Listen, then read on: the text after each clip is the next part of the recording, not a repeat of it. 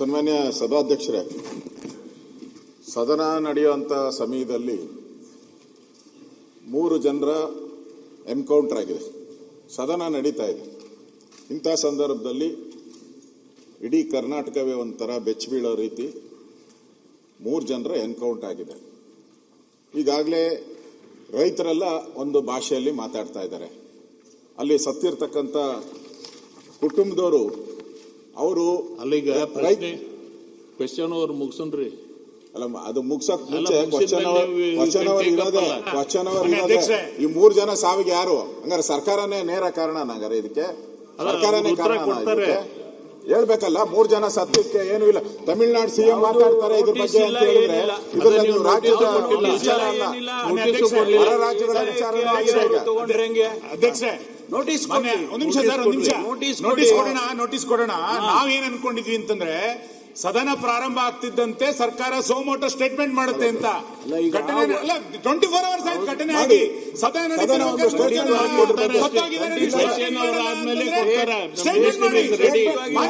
ಸಚಿವರು ಬಂದು ಸ್ಟೇಟ್ಮೆಂಟ್ ಮಾಡಿ, ಮುಖ್ಯಮಂತ್ರಿಗಳು ಸ್ಟೇಟ್ಮೆಂಟ್ ಮಾಡಿ, ಯಾವ ಕಾರಣಕ್ಕೆ ಎನ್ಕೌಂಟರ್ ಆಯ್ತು ಅಂತ ಹೇಳಿ ಸದನ ಗೊತ್ತಾಗ್ಬೇಕಲ್ಲ. ಸದನ ಗೊತ್ತಾಗಲಿದ್ರೆ ಹೆಂಗಾಗುತ್ತೆ? ನಿಯಮಾವಳಿ ಪ್ರಕಾರ ಹೋಗೋಣ. ಕ್ವೆಶ್ಚನ್ ಸರ್ಕಾರ ಸೋಮೋಟೋ ಸ್ಟೇಟ್ಮೆಂಟ್ ಮಾಡಬೇಕಾಗಿರೋದು ನಿಯಮಾವಳಿ ಪ್ರಕಾರನೇ. ಸದನ ನಡೀತಾ ಇರ್ಬೇಕಾದ್ರೆ ಮಾಡ್ಬೇಕು ಅವರು.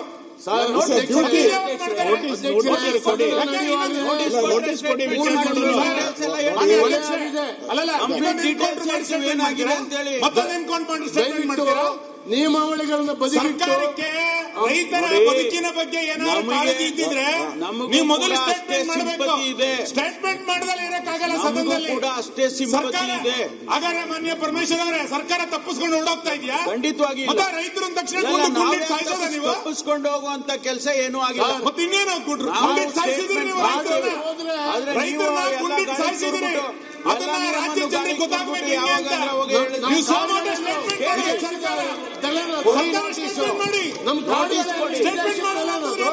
ಗುಂಡಿಟ್ಟು ಸಾಯಿಸ್ತೀರಿ ಅಂತ ಇದು ಯಾವ ಅಮಾನುಷ ಕೃತ್ಯ ಸರ್? ಇದು ದಯವಿಟ್ಟು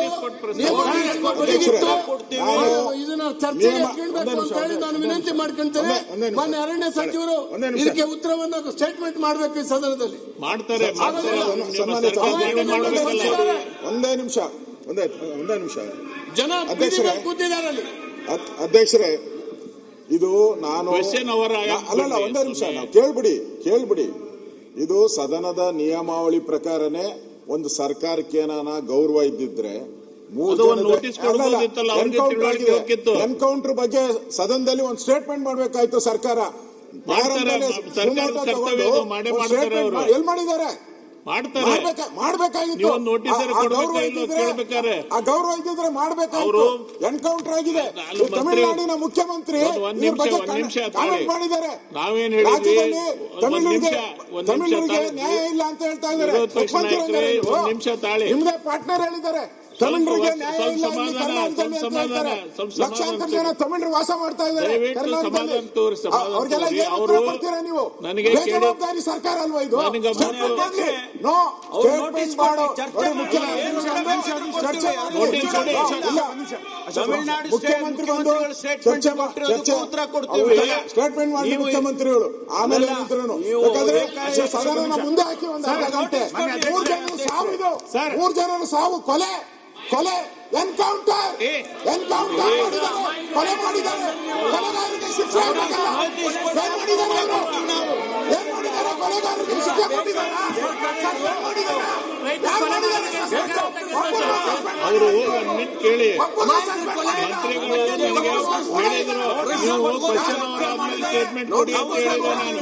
ಅವ್ರು ಹಿಡಿದಿಲ್ಲ ಇನ್ನ. ಎಲ್ಲ ಚರ್ಚೆ ಮಾಡೋದು, ಎಲ್ಲ ಚರ್ಚೆ ಮಾಡ್ತೀವಿ. ಸರ್ಕಾರ ನಮಗೂ ಬೇಕಾಗಂದ್ರೆ ಈಗ ಪರಿಹಾರ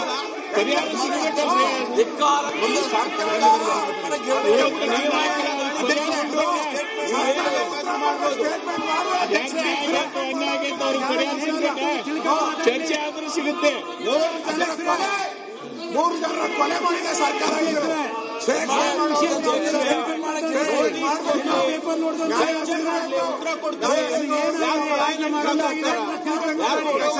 ಸ್ಟೇಟ್ಮೆಂಟ್ ಮಾಡ್ಬೇಕಿದು.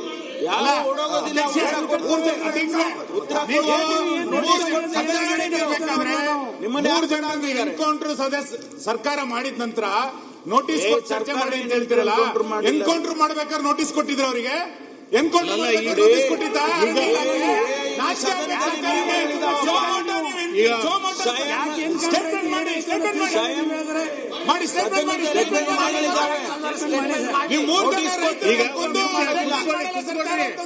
ಪ್ಲೀಸ್ ಕುಂದ್ರಿ, ಬಂದಾರ ಅರಣ್ಯ ಸಚಿವರು ಬಂದಿದ್ದಾರೆ, ಕುಂದ್ರಿ.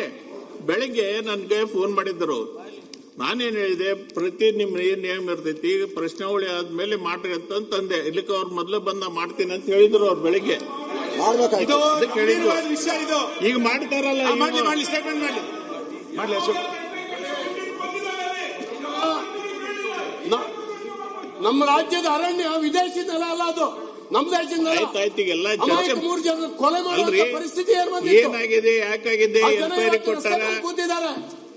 ಎಲ್ಲ ಬರ್ತೇನೆ, ಚರ್ಚೆ ಮಾಡ್ರಿ. ಒಂದು ಏನಾರ ನ್ಯಾಯ ಸಿಗ್ಬೇಕಾದ್ರೆ ಚರ್ಚೆ ಆಗ್ಬೇಕು.